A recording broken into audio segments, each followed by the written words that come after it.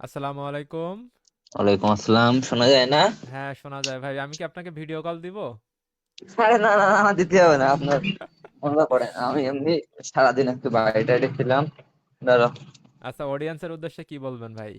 আসন্ন থাক থাক, আপনি মজা করেন, সমস্যা না নেই। না না, আসন্ন নির্বাচন উপলক্ষে অডিয়েন্সকে কি বলবেন? আমি জানি আপনি ধরো। একজন প্রতিবাদী কণ্ঠস্বর, আপনি একজন বিপ্লবী মানুষ এবং রিসেন্ট আমাদের এসপি হ্যাঁ, মহোদয় এবার বলেন।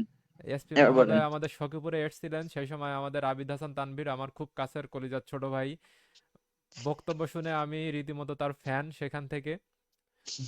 এবং হচ্ছে খুবই খুবই আন্তরিকভাবে ধন্যবাদ যে লাইভে কলে হচ্ছে জয়েন করেছেন আপনি। তো আসন্ন নির্বাচন উপলক্ষে অডিয়েন্সকে যদি কিছু বলতেন। অলরেডি একজন কমেন্ট দিয়েছে হ্যাঁ। ভয়েস শোনা যাচ্ছে? হ্যাঁ হ্যাঁ, অবশ্যই। আসসালামু আলাইকুম। আজকে মহান বৃহস্পতিবার, সেই রাত, ঠিক 6 দিন পর, পরের আর একটা বৃহস্পতিবার। অনেক সম্ভাবনা, আবার সংকোচ, দ্বিধা কাজ করতেছে আমাদের ভিতরে। জাতি দীর্ঘ ৩ টার্ম পরে একটা উৎসবমুখর নির্বাচন পাইতে চলেছে এবং একই সাথে গণভোট। অনেক আশা এখানে আছে, আবার অনেক সংশয়ও আছে। তো আমরা সংশয়গুলো ভুলে যাব। আমাদের শহীদদের রক্তের যে ঋণ আছে, যে তাড়না আছে, সেই তাড়নার জায়গা থেকে আমরা চেষ্টা করব ইনসাফের পক্ষে থাকার। যার যেখানে যে প্রাপ্তি আছে, যে দলেরই হোক, সৎ, যোগ্য মানুষটাকে আমরা বেছে নেব এবং তাকে যেন 12 তারিখের পরেও আমরা পাইতে পারি, এমন মানুষকে আমরা সিলেক্ট করব। এবং আমরা যেমন হাসিনার সময় আমাদের আবু সাইদ ভাই বুক দিয়ে বুলেট আটকাইতেছিল, আমরাও এবার বুক দিয়ে ভোট কেন্দ্রগুলো রক্ষা করবো ইনশাল্লাহ। এবং আমাদের পুলিশ সুপার মহোদয় আরফিন জুয়েল, আমাদের নির্বাচনী কর্মকর্তাদের প্রশিক্ষণ কর্মশালায় স্যার বলছেন যে ইলেকশন অবাধ, সুষ্ঠু, নিরপেক্ষ, লেভেল প্লেইং ফিল্ড থাকার জন্য প্রশাসন সর্বোচ্চটুকু দেবে। অলরেডি সেনাবাহিনী আবার 1 লাখ মোতায়েন করছে, পুলিশ কাজ করছে 1,26,000 অল ওভার দ্য বাংলাদেশ, এবং বিজিবিও থাকবে। তো সব মিলাই আনসার মিলে 5 লাখের মতো শুধু নিরাপত্তার কাজে থাকতেছে ইলেকশনে। এবং খুব ভালোভাবে প্রিজাইডিং অফিসার, সহকারী প্রিজাইডিং, পোলিং, এদেরকে ট্রেনিং দেয়া হয়েছে একটা ক্রেডিবল এবং খুবই গ্রহণযোগ্য ইলেকশন যেন হয়। তো এই জায়গাটা থেকে আমাদের দেশি বিদেশি চক্রান্তগুলো থেকে সাবধান থাকতে হবে। প্রচলিত স্বৈরাচার যেন কোনোভাবে অ্যাডভান্টেজ না নিতে পারে এবং নিজেদের ভিতরে দ্বন্দ্ব ছড়াইয়ে যেন না করতে পারে, এটার জন্য আমাদের সচেতন থাকা লাগবে। এবং ইলেকশনটার পরেও ওই সময়টাও সবাইকে সচেতন থাকা লাগবে আমাদের। অবশ্যই এটা এনশিওর করতে হবে। আর সবচেয়ে গুরুত্বপূর্ণ যেটা, সেটা হলো জাতির জীবনে ১০০ বছরেও আসেনি এই সুযোগ, যেটা তৈরি হয়েছে ওই গোলাপি কালারের ব্যালট, যেটা মূলত শহীদের রক্ত দেখতে পাই আমি। হ্যাঁ না ভোট, গণভোট। তো এই গণভোটটাকে আপনারা বেছে নেবেন, হ্যাঁ আশা করব। চাঁদের চন্দ্রবিন্দু, ওই চাঁদের জ্যোৎস্না বা স্নিগ্ধতা যেন বাংলাদেশে ছড়ায় যায়। আর যেন আমরা সেই সূর্যের খুন মাখা রক্তিম সূর্যোদয় না দেখতে হয় বাংলাদেশে, রক্তরাঙা প্রভাত। আমরা শান্তি চাই। ৪৭, ৫২, ৭১, ২৪ আমরা স্থির হতে পারি না, একটু স্থিতিশীলতা চাই। এবং যে দলই ক্ষমতায় আসুক, বাংলাদেশে আর কেউ ফ্যাসিস্ট হওয়ার সাহস দেখাবে না। কারণ হাসিনার ১৭ বছরের এই যে এত এত ফাংশন যেখানে টিকে নাই, এর উপরে আর কেউ দাঁড়াতে পারবে না। এবং বাংলাদেশে ভারত পাকিস্তানের বাইরে গিয়ে একটা মেজরিটি দেশপ্রেমিক ইয়াং জেনারেশন তৈরি হইছে এবং সেটা তৈরি হচ্ছে। অলরেডি ২০২৫ সাল থেকে আমাদের জেনারেশন বিটা আসা শুরু করছে। আলফা ২০১৩ থেকে আসছে। আর জেন জি শেষ হয়ে গেছে ২০১২ তে। তো আমাদের অলরেডি আলফা বিটা আসা শুরু করছে। এরপর আবার গামা আসবে ৩৭ সাল থেকে। তো এই জেনারেশনটা বাংলাদেশকে ওন করে শতভাগ, নট পাকিস্তান, নট ভারত। এবং অ্যাকচুয়ালি পাকিস্তান পৃথিবীর ব্যস্ততম রাষ্ট্রগুলোর একটি, যাদের গভর্নমেন্ট কখনোই ৫ বছর স্থায়ী হতে পারে না। খুবই টালমাটাল। ভারতও এমন একটা দেশ, ক্যান্সারের মতো কাজ করে তার অন্য দেশগুলোর জন্য। তো আমাদের শক্তির জায়গায় দাঁড়াতে হবে, যে স্বপ্নটা হাদি ভাইয়ের ছিল, যে বাংলাদেশ জাতিগতভাবে যদি স্থায়ী হয়, তাহলেই আমরা আগাতে পারবো। একজন ব্যক্তিকে আপনি যতই জ্ঞান দেন, তার যদি সকালে পেটে খাবার না থাকে, তিনি ওই ভোটের দিন সকালে তাকে যে ৳৫০০ দেবে, সে যাই হোক তাকে ভোট দেবে। কারণ সে ৫ বছর ভাবার তার সুযোগ নাই তো। কারণ সে আজকে না খেলে তো বাঁচবে না। ফ্যামিলিটা কি করবে? অসুস্থ মা আছে বাড়ি, বউয়ের খারাপ ব্যবহার। তো এই যে জায়গাটা থেকে আমরা সমৃদ্ধ হতে পারলে, এবং দেশের মালিক যে একজন রিক্সা চালক, কুলি মজুরও, তার টাকায়, তার করের টাকায়, তার ঘাম ঝরানো টাকায় সরকার চলে। সরকারের প্রত্যেকটা খাত চলে। এইটা বুঝে গেলে মানুষ নিজে যখন মালিকানা বুঝে পাবে, তাহলে তার উপরে আর কেউ রাবণ হতে পারবে না। তো অবশ্যই। এইজন্য আমরা মানুষের ওই জায়গাগুলোতে পৌঁছাবো। যে না আর ভোটের ক্যাম্পেইন করছে সে হয়তো জানেই না যে আল্টিমেটলি সে কতটুকু কার এজেন্ডা বাস্তবায়ন করছে বা কিছু করছে কিনা জানেই না। তো এইজন্য জায়গাটা থেকে মানে আমরা মানুষের এমন জায়গায় যাইতে চাই যেন সে ডিসিশন নিতে পারে তার মস্তিষ্ক দিয়ে, হ্যাঁ অথবা না। কিন্তু আমাদের এই শিখাই দেয়া বলি দিয়ে হ্যাঁ বা না দিলে আসলে জাতি উন্নত হবে না। আমার পয়েন্টের জায়গা হলো এইটা। এটা এইজন্য বললাম, সেটা হলো যে আমি চারপাশ বেশ অবজার্ভ করি। দেখি না, অবজার্ভ করি। আমি সকালে আজকে যখন চা খাইতে গেলাম আমাদের বাজারের টঙের দোকানে, তো আমি জাস্ট নরমালি বসে আছি। এবং আমি এভাবে মোটামুটি নরমালাইজ লোকাই চড়াই থাকতে পছন্দ করি। তো ওখানে একটা বিশেষ দলের মানুষজন ছিল। এখন তারা বলতেছে যে, "হ্যাঁ, ভোট এই দলের, না ভোট এই দলের। সবাই না ভোট করো। ৭১ মুছে যাবে না ভোট হলে।" তো দেখলাম নার পক্ষে তারা কথা বলল। তো এই মানুষগুলোকে বলে বোঝানো আসলে সম্ভব না। কারণ তারা অলরেডি পুশড। হুম, হুম, এদেরকে সম্ভব না। কিন্তু আমাদের পরবর্তী জেনারেশন যারা আসতেছে, হুম, হুম, এদেরকে সমৃদ্ধ করতে হবে। অবশ্যই। এটাই। এবং আমাদের সাতক্ষীরা অনেক শান্তিপ্রিয়। আমাদের দেভাট আরো শান্তিপ্রিয়। হুম, হুম, এই শান্তিটা যেন বজায় থাকে। আমাদের যারা জুলাইয়ে দেশের জন্য সামনে আসছিল বা এখনো কাজ করে যাচ্ছে, এরকম যারা আছে, ভুল ত্রুটি মানুষের থাকতে পারে, কেউ ভুল ত্রুটি ঢুকতে নয়। কিন্তু আমাদের যে শান্তির জায়গাটা কিন্তু বজায় রাখার সবচেয়ে বড় জায়গা আমাদের এই সহাবস্থান। তো এই সহাবস্থানটা যেন থাকে। কোনো প্রকার কোনো কিছু যদি ঘটে, তখন কিন্তু এই স্থিরতা থাকবে না। এজন্য অবশ্যই শান্তির জায়গাটা সবাই মেইনটেইন করবেন। আমাদের সর্বশেষ আইন শৃঙ্খলা মিটিংয়ে আমি এটাও বলছি যে, যারা ইনোসেন্ট ছিল আওয়ামী লীগের, এমনি একটা দল সে করতেই পারে, মৌনগত সমর্থন থাকতেই পারে। খুবই স্বাভাবিক। এমন মানুষগুলোকেও যেন হয়রানি করানো হয়। তারও ভোট দেওয়ার অধিকার আছে, সুন্দরভাবে দেবে as a citizen of Bangladesh. না হলে অন্য সময় যদি যেমন ছিল অত্যাচার, এখনো যদি থাকে তাহলে তো জুলাইয়ের পার্থক্য হলো না। তো জুলাইটাকে আসলে একেক দল একেকভাবে কুক্ষিগত করার চেষ্টা করছে। তো জুলাইয়ের পতাকা আসলে হাদি ভাই নিজে চলে গেছে এবং হাতির দেখানো পথ ধরেই আগায় যাবে বাংলাদেশ। তো আগামীর বাংলাদেশের সিম্বলাইজ পারসন হলো শরীফ ওসমান হাদি। আর লিভিং লেজেন্ড হলো আমাদের হাসনাত আব্দুল্লাহ ভাই। আমাদের রাজশাহী ইউনিভার্সিটির সালাউদ্দিন আম্মার ভাই আছে, রাকসুর জিএস, এরপরে ডাকসুর ভিপি আছে আমাদের সাদিক কায়েম ভাই, এরপরে ছাত্র দলের শেখ তানভীর হামিম বাড়ি ভাইও আছে, মোটামুটি বেশ এখনো জায়গাটা ধরে রাখছে। তো এটাই, বিপ্লবের পরে বিপ্লবীদের বদলে যাওয়ার একটা ব্যাপার থাকে। যেমন বঙ্গবন্ধু মুজিবের মতো ৭১ সালে দুর্গাপুরতে কেউ ছিল না, কিন্তু তার অপোজিট হলো তিনি যখন ৭২ সালে ১০ জানুয়ারি দেশে প্রত্যাবর্তন করলেন, সেখান থেকে তিনি টার্ন হয়ে বাকশাল মুজিব হয়ে গেলেন।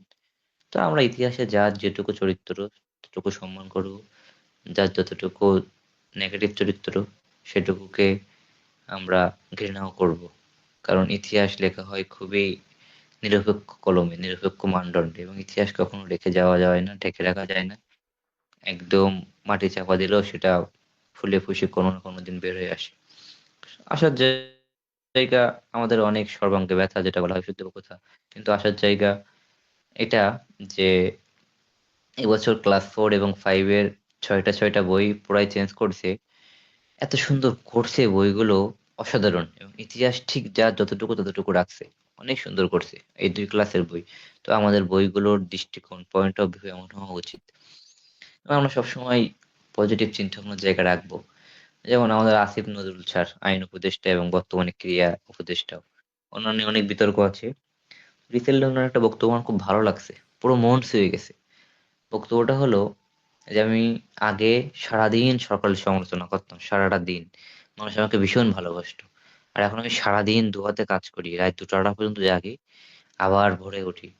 একদিন থাইল্যান্ড থেকে এসে আবার রাত 2টার সময় আমি অনলাইন মিটিং করছি, কাজ করছি। কিন্তু এখন গালি শুনি। তো আসলে এই জায়গাটা অনেক বড় জায়গা, কাজের জায়গাটা। যে যে চেয়ারে আছে, অনেক কঠিন ওই পয়েন্টটা। এত সহজ না। তো আমাদের প্রধান উপদেষ্টা 1.5 বছরে যা করে গেলেন জাতির জন্য, তাকে শুধু গাল দিয়ে গেলাম। এবং এই গাল দেওয়ার রাইটস আমরা পাইছি তার মাধ্যমে। নাইলে অন্য সময় মেম্বারদের নিয়ে কথা বললেও জেলে যাইতে হইতো। তো কি করে গেছে ওনারা সেটা জানতে পারবে। আমাদের ধর্ম উপদেষ্টা যিনি ছিলেন, তিনিও ভালো মানুষ ছিলেন। হাদি ভাইয়ের ব্যাপারটা অনেক ব্রড একটা ইস্যু। এখানে অনেক বিষয় ইন্টারকানেক্টেড। আশা করব নির্বাচিত সরকার এটার জন্য কিছু করবে। এবং আল্টিমেটলি হাদি ভাই যেটা দেয়ার, বিপ্লবী মৃত্যুর পর জেগে ওঠে, তার এই মাত্র 32 পৃষ্ঠার ছোট্ট একটা বই অনেক অনেক বড় ইতিহাস সাহিত্যের কাব্যের জন্য প্রস্তুত। তার মেসেজ চলে আসছে। সংসদে গিয়ে কি হতো মাত্র 5 বছর, সে নিজেই একটা সংসদ করে গেল ইনসাফের। এবং আগামীর বাংলাদেশের একটা প্যাথ। অনেক কাছের মানুষজন মারা গেলেও মানুষ এতটা ব্যথিত হয়নি যতটা হাতি ভাইয়ের জন্য হয়েছে। এবং এখনো মানুষের যে পরিমাণ দোয়ায় আছে, কবর জিয়ারতে আছে, ভালোবাসায় আছে, এটা কোনো টাকা দিয়ে নেওয়া যায় না। তা জুলাইতে যারা বিক্রি হয়ে গেছে, তারা কিন্তু আবার কি হয়ে গেছে, ইনভ্যালিড হয়ে গেছে। হাদি ভাই দিন দিন আরো এই যে ভ্যালিডিটি আরো বাড়বে আস্তে আস্তে। তো আপনি আমাকে যুক্ত করছেন, আপনাকে ধন্যবাদ। যারা শুনছেন সময় নিয়ে, বা অর্ধ শুনছেন বা পুরোটা শুনছেন ব্যস্ততার কারণে, সবাইকে ধন্যবাদ। আল্লাহ সবাইকে ভালো রাখুক, হৃদায়াতের পথে রাখুক, সুস্থ রাখুক। আমরা সবাই মিলে একটা ভালো বাংলাদেশের স্বপ্ন দেখবো। আজকে না হোক, কালকে না ইনশাল্লাহ। হোক, 10 বছর পরে, 10 বছর পরে, 100 বছর পরে সেই বাংলাদেশ ইনশাল্লাহ হবে। এই ইনশাল্লাহ। যে ইনশাল্লাহ। ভিশনারি পাওয়ার, এটাই অনেক। তো আপনার জায়গা থেকে শুধুমাত্র ইউটিউবার মানে ভিউ না, ইউটিউবার মানে আর্নিং এর জায়গা এমনটা না। যে ভালো কথাগুলো, সুন্দর জিনিসগুলো সমাজকে রিপ্রেজেন্ট করা, একটা মানুষের মনে যদি একটুও ইমপ্যাক্ট ফেলে, যেমন কোরআনের যে আয়াতটা আছে যে প্রচার করা যদি একটি আয়াত হয়, এইটুকু ভালো জায়গাটা যদি আপনি ছড়াই যেতে পারেন, তো আলটিমেটলি অনেক ভালো হবে। এবং ভালোর চোখ অনেক গভীর। যে চিত্র মিডিয়ার জুয়েল রানা ভাই ব্যারিস্টারি ছেড়ে, গ্রামীণ ব্যাংকের ম্যানেজারি পোস্ট ছেড়ে এখন উনি ইউটিউবার। কিন্তু মানে কি করছে, উনি ওনার কাজটাকে হৃদয়ে ছুঁয়ে নিছে। তো আলটিমেটলি আপনার মেধার জায়গাটা আপনি নিতে পারবেন। এবং আপনার বাবা একজন প্রধান শিক্ষক। এই রক্ত সাংঘাতিক রক্ত। এই রক্ত কোনো কিছু দিয়ে মাপা যায় না। টিচার যারা সৎ এবং যারা পরিশ্রমী টিচার, এদের রক্ত খুব সাংঘাতিক হয়। এই মানুষগুলোরে আপনি কিছুতে নিতে পারবেন না। এরা ফ্যামিলিও পরোয়া করে না।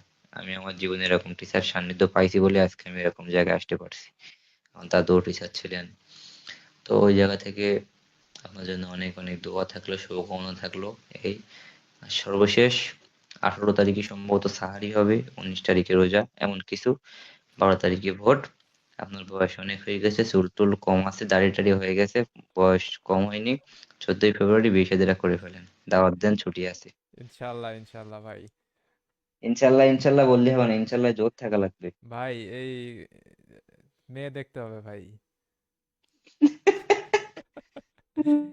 যাই হোক, and আচ্ছা। আমি আসলে শুরুতে সেইভাবে ইন্ট্রোটা দিতে পারিনি। আবিদ হাসান তানভীর আমাদের খুব কাছের ছোট ভাই, আমাদের সাতক্ষীরা জেলার দেবাড়া থানায়, আমাদের দেবাড়া উপজেলায় আহ, ছাত্র আন্দোলন, বৈষম্য বিরোধী ছাত্র আন্দোলনের যে অন্যতম প্রধান নায়ক বা প্রথম সারির একজন বিপ্লবী, বা যিনি দেবাটাকে লিড দিয়েছিলেন, এবং বর্তমানে তিনি হচ্ছে যশোর বিজ্ঞান ও প্রযুক্তি বিশ্ববিদ্যালয়ের কোন ডিপার্টমেন্টের ছাত্র এটা আমি এখনো জানতে পারিনি। কেমিস্ট্রি। ও আচ্ছা ভাই, আমি কেমিস্ট্রিতে আমাদের হচ্ছে প্রথম সৃজনশীল হয়েছিল এবং আমি কেমিস্ট্রিতে ফেল করেছিলাম। খুবই এর ব্যাপার, এটা এটা এটুকু হালকা বলি। আমি রিসেন্টলি আমি স্কুলে যাই, ছুটিতে আসলে আমি স্কুলে যাই, ক্লাস নেই, সেটা হাই স্কুলে হোক, কলেজে হোক, বা আমার প্রাইমারিতেও। তো এই যে 2 দিন আগে আমাদের হাই স্কুলে গেছিলাম। তো ওই রানিং তখন ক্লাস 10 এর কেমিস্ট্রি ক্লাস হচ্ছে, ম্যাডাম নিচ্ছে। তো আমি গেলাম। তো গিয়ে বললাম যে, "কেমিস্ট্রি কি তোমরা খুব ভীষণ ভয় পাও?" তো সবাই বলছে, "হ্যাঁ ভাইয়া ভয় পাই।" তো কেমিস্ট্রি এমন একটা সাবজেক্ট, এটা অনেক ব্যতিক্রমে ভরা। তো কেমিস্ট্রিতে যে আসলে রস আছে, রসায়নিক, এটা ধরতে পারলে অনেক ভালো হয়। তো আসলে সায়েন্সের যেগুলো ছিল ফিজিক্স, কেমিস্ট্রি, বায়োলজি, আর ম্যাথ, আমার সবচেয়ে ভালো ধরছিল কেমিস্ট্রিটাই। এবং আলহামদুলিল্লাহ বেশ ভালো একটা দখল আছে ওটার উপরে। ভাই একটা তো ইন্টারেস্টিং ম্যাটার কেমিস্ট্রিতে শুনবেন? ঢুকতে পারলে কেমিস্ট্রিতে ঢুকতে পারলে তখন এই রসটা বের করে আনা যায়। এই যে বলি আমি, এটা এজন্য বলছি, একজন সায়েন্টিস্ট ছিল, ওনার নামটা আমি ভুলে গেছি। উনি এসএসসি তে কেমিস্ট্রিতে ফেল করছিলেন। আচ্ছা। আবার উনি কেমিস্ট্রিতে নোবেল পাইছিলেন লাইফে। ওয়াও। এবং এবং আরো ২ টা কথা বলে রাখি। বাংলাদেশের স্মরণীয় ব্যক্তিদের ২ জন। একজন হলো ডক্টর শামসুজ্জোহা স্যার, যিনি রাজশাহী ইউনিভার্সিটিতে মারা গেছিলেন ৬৯ গণ অভ্যুত্থানে। তার লাশ, মানে তার কবরস্থ করা যেখানে, ঠিক ওই জায়গাটাকে কেন্দ্র করে রাজশাহী ইউনিভার্সিটির মূল চত্বর তৈরি করা। উনি কেমিস্ট্রির ছিলেন। এবং আমাদের অনেক প্রিয় হুমায়ূন আহমেদ স্যার, যিনি কথাসাহিত্যিক এবং অনেক অনবদ্য কাজ করে গেছেন। হুমায়ূন আহমেদ স্যারও কেমিস্ট্রির ছিলেন। এবং আমার লেখালেখির সাথে একটা মিল আছে, তো আমি নিজেও এই কবি সাহিত্যিক একটা ভাব আছে। এটা আমার খুব টানে। ভাই এবার ইন্টারেস্টিং পার্টটা হচ্ছে 104 জনের মধ্যে 43 জনই কেমিস্ট্রিতে ফেল করেছিল এবং তার মধ্যে আমি একজন। আর আমার বাবা ভাসালা হাই স্কুলের প্রধান শিক্ষক যখন ছিলেন, আমার বাবা হচ্ছে কেমিস্ট্রির শিক্ষক।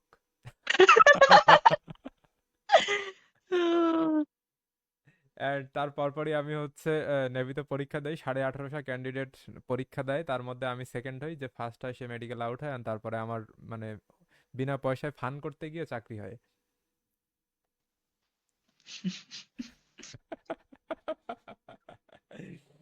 তো এতক্ষণ হচ্ছে আমরা আবিদ হাসান তানভীর ভাইয়ের সাথে কথা বলতেছিলাম, অত্যন্ত মূল্যবান এবং খুব সাবলীল ভাষায় খুব চমৎকার সব কথা বলেন এবং ইনফরমেটিভ এবং ইনফরমেশনাল কথাবার্তা।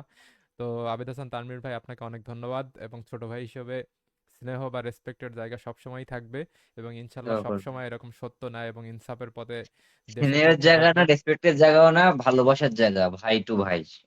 ইনশাল্লাহ ভালোবাসার জায়গা থাকবে। And আসলে পাবলিকলি তো আর একটু হালকা আপনার একটু আপনার ফর্মালিটি দিচ্ছি। ভালোবাসার জায়গাটাও চাই, বিয়ে শাদী করি ফেলেন, এত এত এত এত ভাই কথা বলার দরকার নেই। আপনার এই চাচাতো মামাতো খালাতো ফুফাতো বন্টন থাকলে ভাই দিয়েন, তাহলে ভালোবাসার জায়গাটা আরো অটুট হোক, আমি চাই। সব ছোট পিচ্ছি, সব পিচ্ছি, অন টু তে পরে হবে না। এই সেম কথাটাই তো কয় যে ভাই তুমি তো বুড়া হয়ে গেছো, দাদা নানা হয়ে গেছে, তোমার জন্য মেয়ে কই। এটাই তো, আপনারে এখন বাজারে তুললে মনে করেন অনেক খরচ করতে হবে, বুঝছেন, উল্টো আস্তাগফিরুল্লাহ। খরচ করা লাগবে।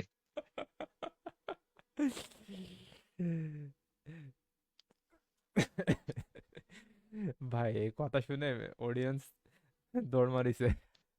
অডিয়েন্স তো মজা করতে হবে, তাই না? আমার তো দিন শেষে হাসি মুখ নিয়ে ঘুমাতে হবে, আর কিছু দরকার নেই। এটাই এটাই। তো ঠিক আছে ভাই, ইনশাল্লাহ আবার আচ্ছা, কল দেবো ইনশাল্লাহ। আচ্ছা, দোয়া রাখবেন। আল্লাহ আসসালামু হাফেজ। আলাইকুম, আল্লাহ হাফেজ। ওয়ালাইকুম আসসালাম।